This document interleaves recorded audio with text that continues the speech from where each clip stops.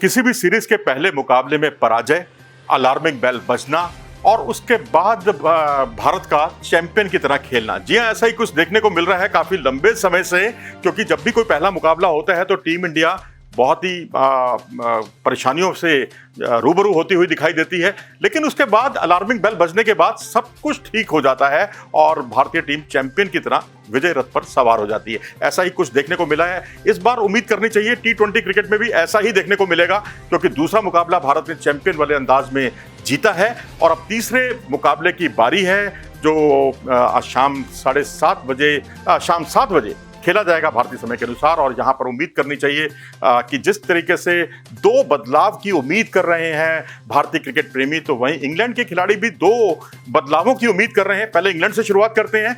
Mark Wood, जो कि injured हो गए थे पहले मैच में, उन्होंने 150-152 किलोमीटर प्रति घंटे की रफ्तार से नियमित गेंदबाजी की थी और उनकी जो 146 से लेकर 152 तक उनकी रफ्तार थी और उस रफ्तार से उन्होंने काफी परेशान भी किया था भारतीय बल्लेबाजों को।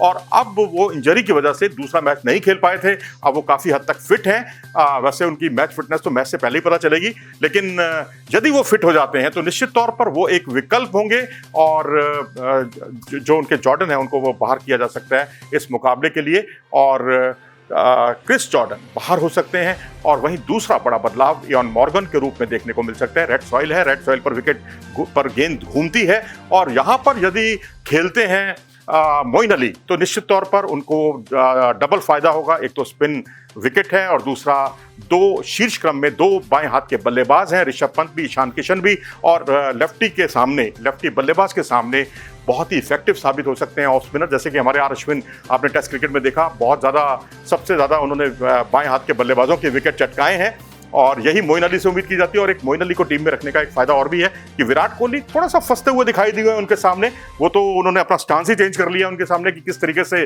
स्टांस लेना है। ऑफ स्टंप का स्टांस वो लेते हैं जिससे बाहर जाती हुई गेंदों को बिल्कुल छोड़ सकें, अच्छा पूर्वानुमान लगा सकें।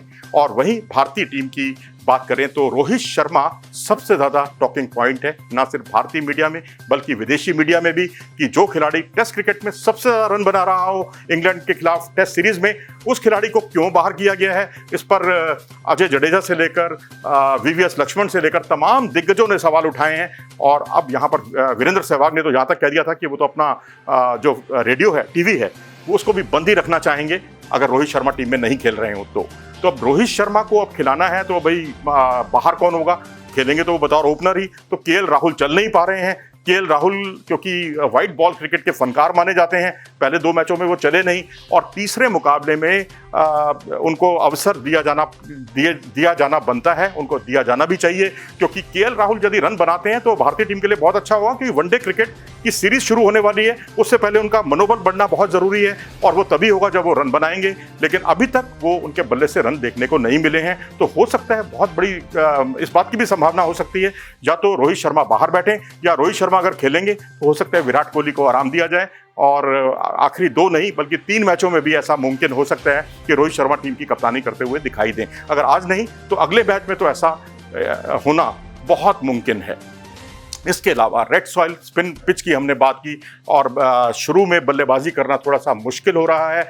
टॉस बहुत महत्वपूर्ण भूमिका निभा रही है और क्योंकि अगर 180 का रन अगर पहले बल्लेबाजी करते हुए किसी टीम ने टांग दिया तो ये इंग्लैंड के लिए बहुत मुश्किल हो जाता है, क्योंकि इंग्लैंड 2016 के T20 वर्ल्ड कप के बाद ऐसा देखने में सिर्फ एक बार हुआ है जब उसने 180 रन को चेज किया है, नहीं तो वो चेज करने के मामले में 180 रन का पीछा करने के मामले में अभी तक असफल साबित हुई है। और उम्मीद करनी चाहिए कि इस बार भारतीय क्रिकेट टीम, टॉस तो देखिए अपने हाथ में नहीं है, लेकिन जिस तरह से भारतीय बल्लेबाजी है, बल्लेबाजी क्रम पीछे तक है और इतने बल्लेबाजों की हालांकि इतनी जरूरत नहीं होती, तो मैं तो समझता हूं कि एक बल्लेबाज को कम खिलाकर यदि आप एक छठा बॉलर भी खिलाते हैं तो वो टीम के लिए ज्यादा उपयोगी साबित हो सकते हैं, क्योंकि आपके पास 4 बॉलर और एक ऑलराउंडर है और ऑलराउंडर भी ऐसा है जिसने हाल फिलहाल कोई गेंदबाजी की नहीं है।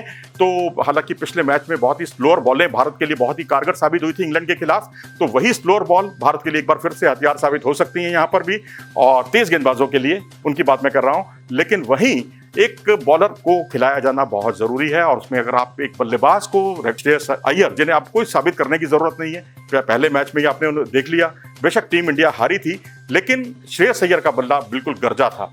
तो उस खिलाड़ी को यदि आप बाहर बिठाकर एक स्पिनर को खिलाते हैं एक्स्ट्रा, तो निश्चित तौर पर भारत के पास अतिरिक्त विकल्प मुहैया होगा। आप क्या सोचते हैं इस बारे में? अपनी राय से हमें अवगत जरूर कराएं। अगर आपको ये वीडियो पसंद आया हो तो इसे लाइक करें और हमारे चैनल को सब्सक्राइब जरूर करें।